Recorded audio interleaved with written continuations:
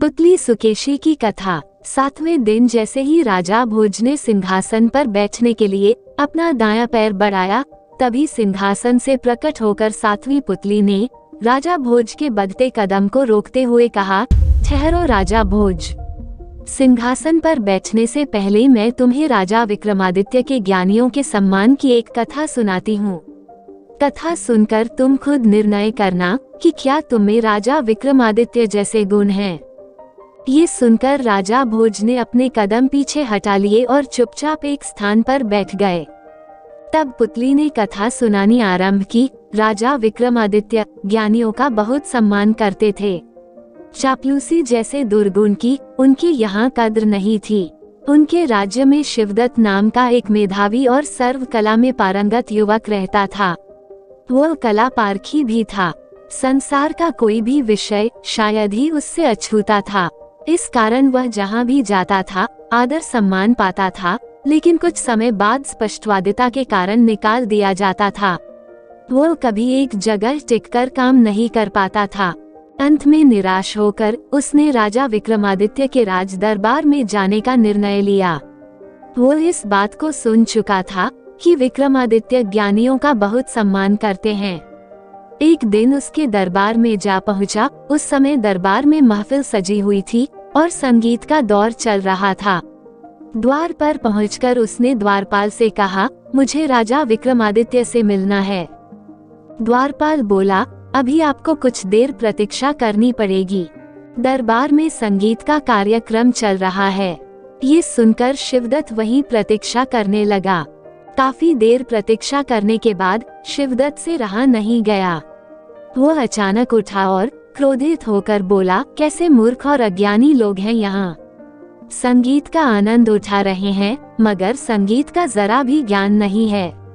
साजिंदा गलत राग बजाए जा रहा है लेकिन कोई भी उसे मना नहीं कर रहा है। ये सुनकर द्वारपाल चौंक गया। उसने उसे घूरकर देखा और डांटते हुए बोला, क्या अनाप शनाप बक रहा है तू। महफिल में हमारे राजा भी बैठे हुए हैं, तुम उनके सम्मान में भी अपशब्द कह रहे हो। शिवदत्त बोला, मैं बक नहीं रहा, सत्य कह रहा हूँ। इस सभा में एक भी कला का पारखी नहीं बैठा है, सभी मूर्ख हैं। द्वारपाल कड़क कर बोला, बकवास मत करो, नहीं तो तुम्हारा सिर धड़ से अलग कर दिया जाएगा। हमारे राजा विक्रमादित्य के बराबर कला का पारखी दूसरा कोई नहीं है। द्वारपाल की बात सुनकर शिवदत्त तमतमा कर बोला, खाक कला के पारखी हैं। साजिंदे का दोष तो पकड़ नहीं पा रहे हैं। 16 साजिंदे 4-4 टुकड़ी में बैठे हैं। पूर्व दिशा में जो टुकड़ी बैठी हुई है उसी में एक साजिंदा दोषपूर्ण वादन कर रहा है।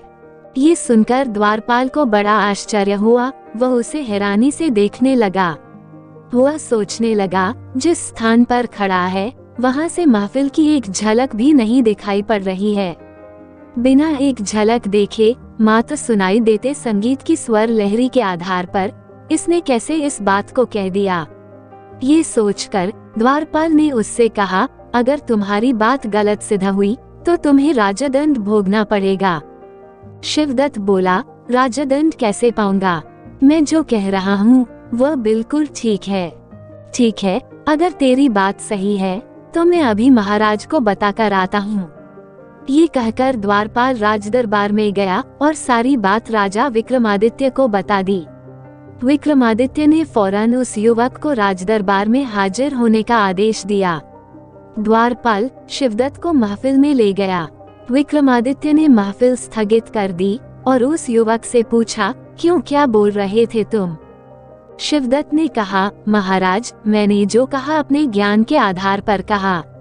आपकी महफिल में एक तबला वादक का अंगूठा दोषपूर्ण है। ये सुनकर विक्रमादित्य ने पूर्व दिशा में बैठे सारे वादकों की उंगलियों का निरीक्षण करवाया तो सचमुच एक वादक के अंगूठे का ऊपरी भाग कटा हुआ था और उसने उस पर पतली खाल चढ़ा रखी थी। ये देखकर विक्रमादित्य उस युवक के संगीत ज्ञान के कायल हो गए। उन्होंने उस युवक से उसका परिचय पूछा। उसका परिचय सुनकर विक्रमादित्य उस पर बहुत प्रसन्न हुए और उसे अपने दरबार में उचित सम्मान देकर रख लिया। एक दिन राज दरबार में एक अत्यंत रूपवती नर्तकी आई। उसके नृत्य का आयोजन किया गया। महफिल सज गई। उस महफिल में शिवदत्त भी था। वो उस नर्तकी पर मोहित हो गया। नृत्य करते करते न जाने एक भंवरा कहां से आकर नर्तकी के वक्ष स्थल पर बैठ गया। ये देख नर्तकी घबरा गई, लेकिन उसने अपना नृत्य जारी रखा। नृत्य करते करते उसने पूरी सांस खींचकर अपनी नाक से इस प्रकार छोड़ी कि भंवरा उड़ गया। शिवदत्त के अलावा अन्य कोई भी इस बात को न देख पाया। तभी अचानक शिवदत्त उठ खड़ा हुआ और बोला, वाह वाह। ये कहकर उसने अपने गले में पड़ी मोतियों की माला उतारकर नर्तकी के गले में डाल दी। ये देखकर सारे दरबारी स्तब्ध रह गए। ये बात महफिल के अनुशासन के विरुद्ध थी। राजा की उपस्थिति में दरबार में किसी और के द्वारा कोई पुरस्कार दिया जाना राजा का अपमान माना जाता था। शिवदत्त की आशिष्टता और धृष्टता देखकर विक्रमादित्य क्रोधित होकर बोले, शिवदत्त, तुमने पहले इस नर्तकी को उपहार देने की हिम्मत कैसे की? शिवदत्त हाथ जोड़कर बोला, महाराज, यदि मैं ऐसा न करता तो नर्तकी की नृत्य कला का सम्मान अधूरा रह जाता। मैंने जो बात देखी वो न तो आप देख सके न ही अन्य दरबारी।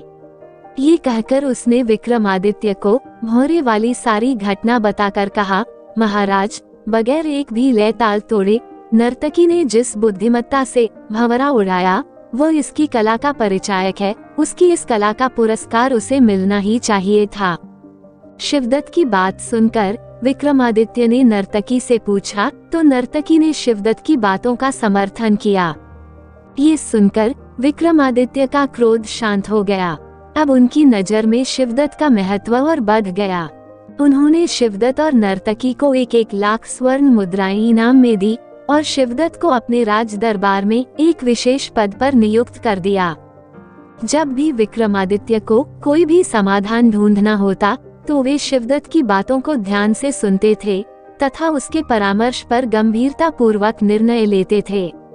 ये कहानी सुनाने के बाद पुतली बोली, सुना राजा भोज, ऐसे थे हमारे महाराज। वे गुणी व्यक्तियों की बात बड़े ध्यानपूर्वक सुनते थे और उसे सत्य की कसौटी पर कसकर देखते थे। जैसे तबला वादक के बारे में उन्होंने शिवदत्त का कथन कसकर देखा था, अगर तुम में ऐसे गुण हैं तो तुम सिंहासन पर बैठने के अधिकारी हो, अन्यथा नहीं। ये कहकर पुतली अदृश्य होकर अपने स्थान पर समा गई। पुतली के प्रश्न पर निरुत्तर होकर राजा भोज उस दिन भी निराश होकर अपने महल में लौट आए।